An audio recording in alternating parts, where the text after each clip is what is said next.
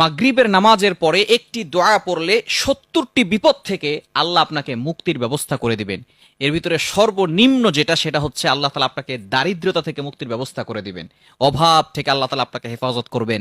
অনেকেই আছেন বিপদে পড়ে গেছেন, অনেকে আছেন অভাবে পড়ে গেছেন, আপনি কারো কাছে কিছুই পাচ্ছেন না, আপনার হাত শূন্য হয়ে গিয়েছে, আপনার কোনো ইনকাম সোর্স নেই, আপনি কি করবেন কোনো কুল কিনারা খুঁজে পাচ্ছেন না।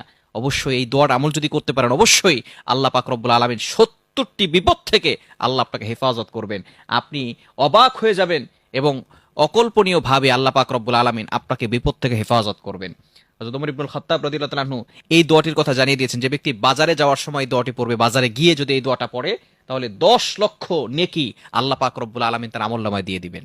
Can you imagine that? আপনি কল্পনা করতে পারছেন একটি দোয়ার কতটা ফজিলত রয়েছে? এবং ১০ লক্ষ শুধু নেকি দেওয়া হবে না, ১০ লক্ষ গুনাহ আল্লাহ পাক রব্বুল আলামিন তার আমলনামা থেকে কেটে দিবেন। গুনাহ